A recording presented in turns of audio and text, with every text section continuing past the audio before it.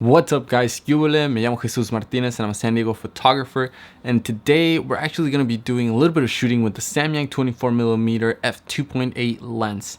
I recently got this lens because I wanted to get rid of a bunch of lenses that I have, and again, they're on my Selfie account. If any of you guys are interested in some of my old glass, they're all in great working condition, but I feel like I have too many lenses that aren't really specified for one thing or another, and I might as well get rid of everything and just buy the ones that I will need. Within those lenses, here comes the Samyang 24mm f2.8. Since it's very small, it's full frame lens, it comes with autofocus, and I think it's a perfect setup for street photography. Now I went down to Ocean Beach? Forgot the name of the place. Now I went down to Mission Beach and I had the idea of walking around Belmont Park and shooting some street photography with my Sony a6000 and the Samyang 24mm lens. So here are 7 minutes of total street photography and me sharing my thoughts on how and why I take these photos. Let's go.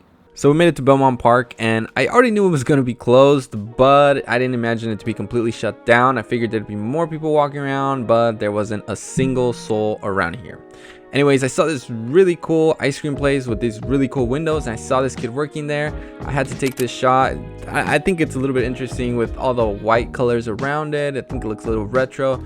I thought it was an interesting shot, a little warm-up shot. I kept walking around and saw the carousel with a bunch of mirrors. I figured, you know what, this is a perfect place to take a freaking selfie right here. What I found interesting about this was that we had a couple of dimensions going through this, kind of a foreground, middle ground, a background, and then you get that reflection of me. So just a little creativity, nothing too crazy in this photo. Then of course we had to get some detail shots, and after that I just walked around. I actually found this like lifeguard station where they had these really cool trucks.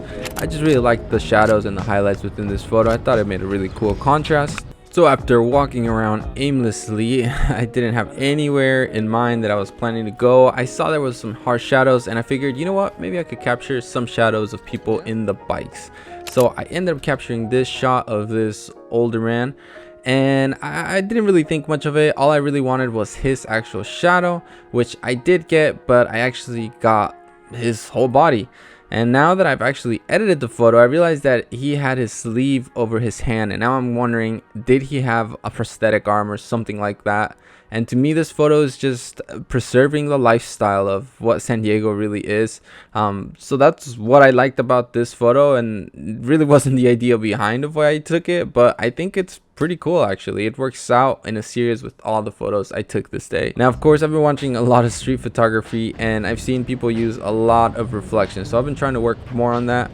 I found this mirror glass, I don't even know what the hell this thing is, but the point of it is that I got this really cool reflection of this older gentleman without a shirt. I mean, how classic is that? Riding a bike in the beach in front of somebody's house. I think that's so cool, and it just trips you out because you can't tell if it's a house, like you're looking towards the beach or you're looking towards the reflection.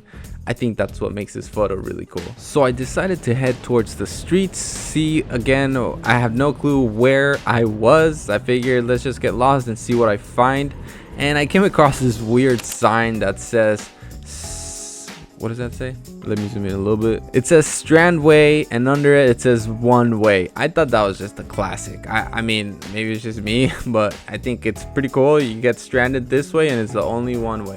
So I had to take a photo of it, of course. Now, I probably gave this old lady a heart attack since I was kind of following her, trying to get a cool shadow photo. You can see I'm kind of trying to walk faster, and I miserably failed at it. So then I saw this American flag and said, why not take a photo of this? We had this really cool foreground on it, and I figured it would look really cool in the composition. And then we got that vintage flag going, you know, that kind of bougie vibes. So I thought it was a pretty cool shot. I had to get that IG vertical one as well, of course. So after walking around for a bit, I realized these people literally have a beach and a bay where they can go to. Like, man, these guys must be balling to be living in this area. Anyways, with my little cheap setup, I decided to take a photo of the actual bay, and I was very surprised. I actually really like this edit. I really like we got some sky in there. I mean, the light brightness of this. I don't know if I mentioned this, but here's a little plug. All of my photos were edited with my version 1 street presets, so make sure you click the link below. I do have a free one if you guys want to check that one out. Definitely go ahead, click it, download it, let me know what you think about it, and let's continue with the video. So I decided to head back to the street, and I came across this gem. It's like a bright ass blue van ambulance murder vehicle. It had this like red marks on the side. It looked like blood to me. So I figured I have to take a photo of this thing, and it literally did not disappoint of how random this thing is, just out in the streets. I mean, a bright ass blue ambulance, you don't see that every day. So as I was getting closer to the back of it, because I figured I need a really close detail shot of that blood, maybe paint, the door pops open and a guy comes out of there. Now I don't know if this guy lives there. He did have some tools. It looked like he was about to paint, but no joke, I was freaking out a little bit. So there you go, I said good morning to the fella, of course.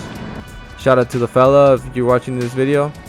Pretty dope vehicle, you know, keep it creepy. So I kept walking from that. I saw this ATM, and I don't know, I think it's funny that it has that like really ghetto weird plastic hanging from it. I don't know, but it reminds me of other things. Like, I mean, you guys remember the old Netflix movies thingies that they had out there? I don't know, I just think it looks so ghetto. It looks so ghetto, but the lighting looks really cool. You got that really cool shining light on the ATM, and there's just such a busy scene right here. So I had to take a picture, of course, like everything else.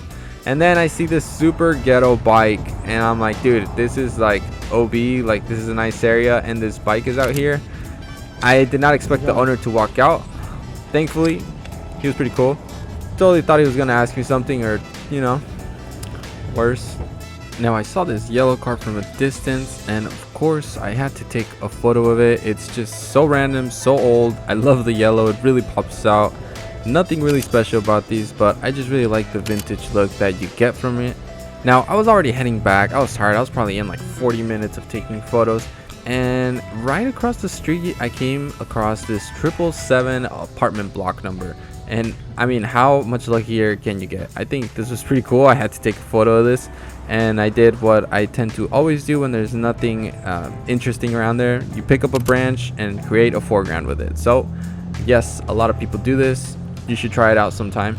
Now with this, it kind of makes the composition more interesting. You got your foreground, you have kind of that middle ground of that other tree, the kind of like green branch coming through. Then you have your 777 with the shadows, and then you have your sky in the background. I think it adds so many levels to the photo, and it's just cool. I think it's just cool having a 777 as a block number. So after walking for like a good hour, I needed to refuel and had to get myself some handy dandy trusty Arizona green tea. That is the best. Now I think it's so funny how all these taco shops have these like yellow, orange, bright as red colors. I mean, you go to Mexico and they literally are only red and white. Like, it's pretty basic. It's literally just a taco shop, but taco shops apparently translate to orange and yellow colors for the decor. So I think I might just start photographing all taco shops, to be honest. Now I decided to just chill on this bench, maybe wait out a little bit, but the park was not going to open for another hour or so. So I was ready to go home when I see this lady with the rollerblades, and I figured, you know what, maybe this gives us a cool shot. And I kind of liked it. You know, you get the sense of OB, the Belmont Park, everything, and somebody with the roller skates. So I think this was actually really fun. I might just do a couple more of these, finally get out of downtown, since I've been there for honestly quite a couple of years now. So let me know what you guys think about this, and I'll see you on the next video.